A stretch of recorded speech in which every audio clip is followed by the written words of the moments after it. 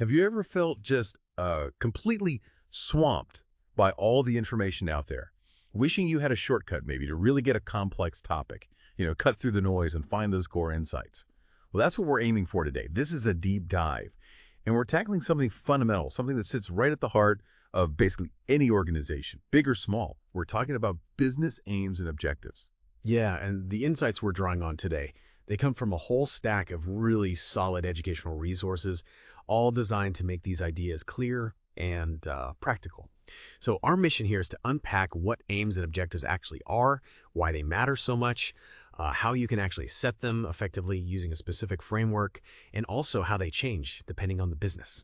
Okay, let's get right into it then. When we talk about aims and objectives in business, what are we really talking about? How are they different? That's a great starting point because, people often use them interchangeably, but they really serve different strategic roles. An aim is, well, it's the big, broad, long-term thing a business hopes to achieve. It's the vision. Think like being the market leader, or maybe being truly innovative, or just, providing amazing customer value.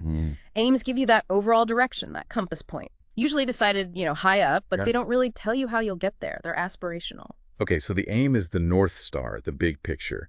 Yeah. But like you said, it doesn't have the how. So where do objectives fit in? Are they the bridge? Exactly. That's a perfect way to put it. Objectives are the specific, measurable steps, the milestones maybe. They need a time frame. They need to be realistic, achievable, and really tied back to that bigger aim. One source we looked at used a great analogy. Objectives are like the stepping stones to your aim.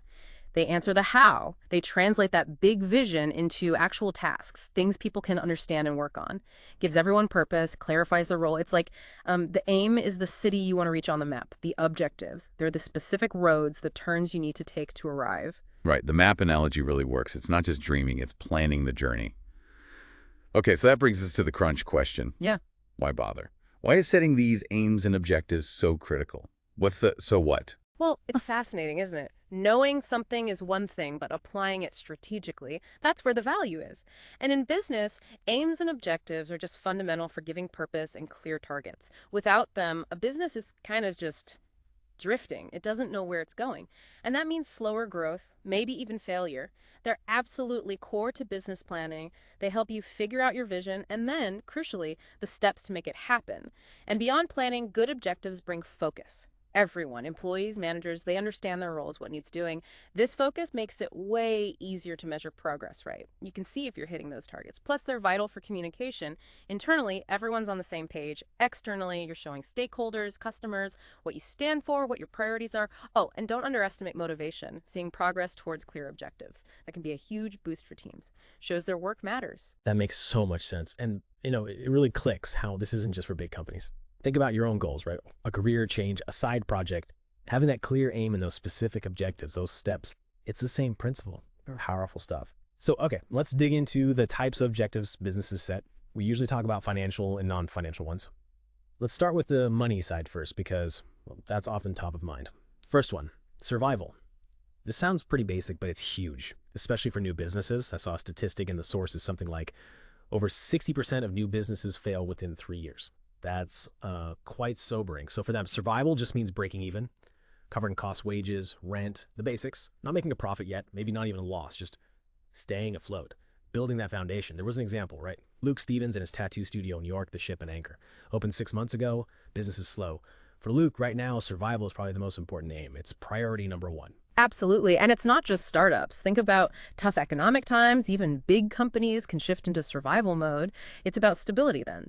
But moving beyond that, you get to profit maximization. This is probably the most common financial aim for established businesses. Just making as much profit as possible usually means cutting costs or, pushing up sales. An objective might look like increase total profit by 50% over the next 6 months, something specific like that. Though, like you said, for Luke's new studio, jumping straight to maximizing profit probably isn't smart. Getting established comes first. Okay, another one is just increasing sales or revenue. Pretty straightforward, setting a target for how much you sell or the total money coming in, like boost our sales from 200K to 500K by year end. Or for Luke, maybe something more manageable, something like increase weekly tattoo bookings from 5 to 10 by the end of this year. That feels more grounded for him. Yeah, exactly. It needs to be realistic. Then building on that, you've got gaining a larger market share. Market share is just your slice of the pie, right? the percentage of total sales in your specific market. The source used a cake analogy. If there are 1,000 tattoos done in New York in a year, and Loop does 100, he has 10% market share, one slice of a 10-slice cake. So an objective could be increase our market share to 25% by year end. You see big players doing this all the time, like Tesco having maybe 20% of UK supermarkets, and Aldi fighting to grow from, say, 8% to 10%. For Luke, again, this likely comes after survival is sorted. Makes sense, step by step. And the last financial one mentioned was financial security. How does that differ? Well, for smaller businesses, like a sole trader or a partnership, it often means being able to take enough money out of the business to live comfortably, to be financially stable personally. For bigger companies, it's more about having strong cash flow, being able to easily cover all your costs and debts, just being financially solid and secure long term. Okay, so those are the main financial drivers. But success isn't always just about the bottom line, is it?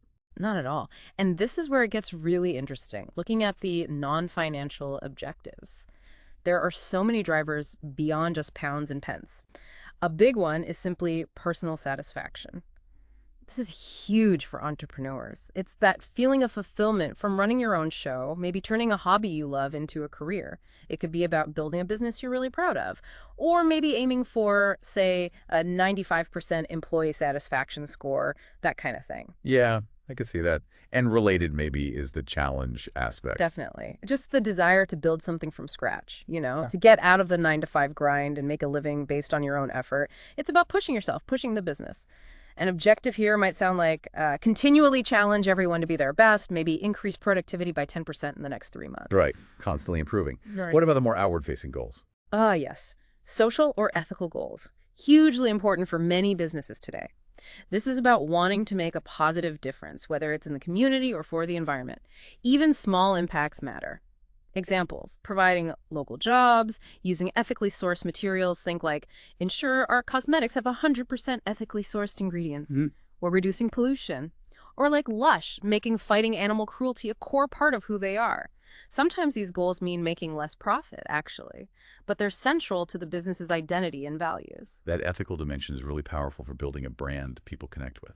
Okay, any others? One more key one, especially for founders, is control. Just that desire to be your own boss, make your own decisions, set your own hours, run the business according to your strategy.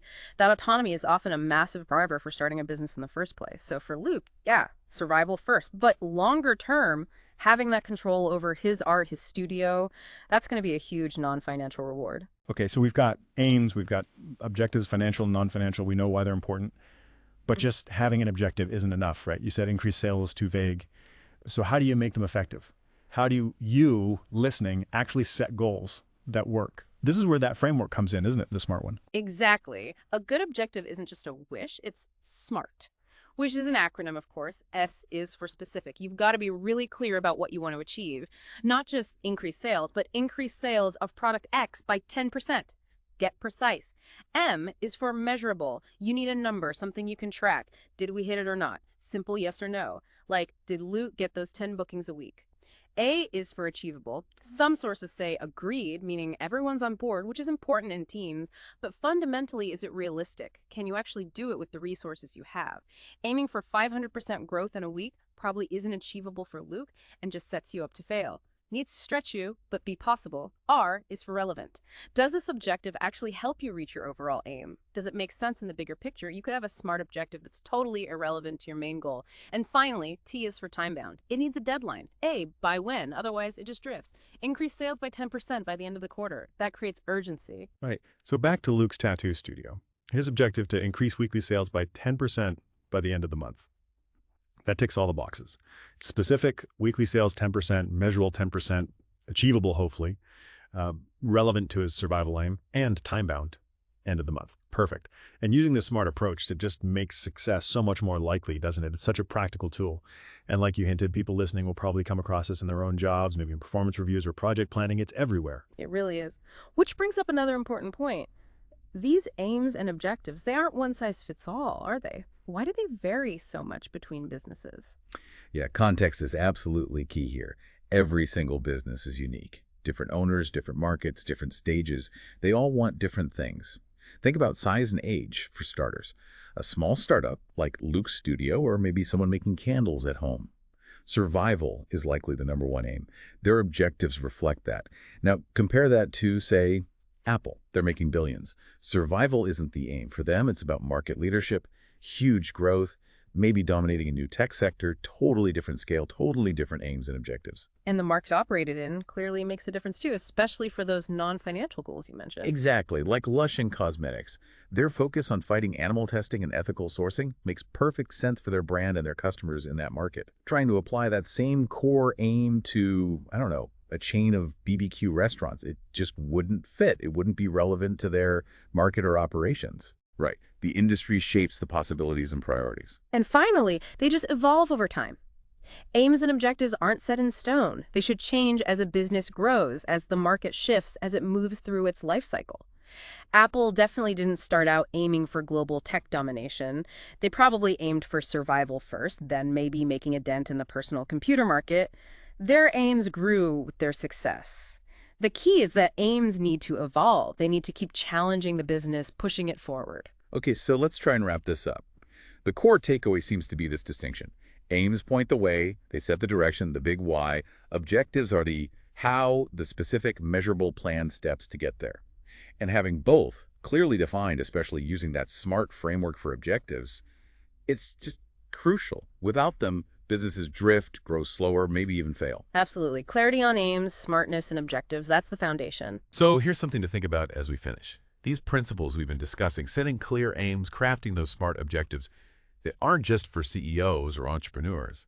Think about how powerful these tools could be in your own life. Your career path, that personal project you keep putting off, maybe even getting involved in your community. Could defining your aim and setting some SMART objectives help you build your own roadmap, your own path to whatever success looks like for you, something to mull over.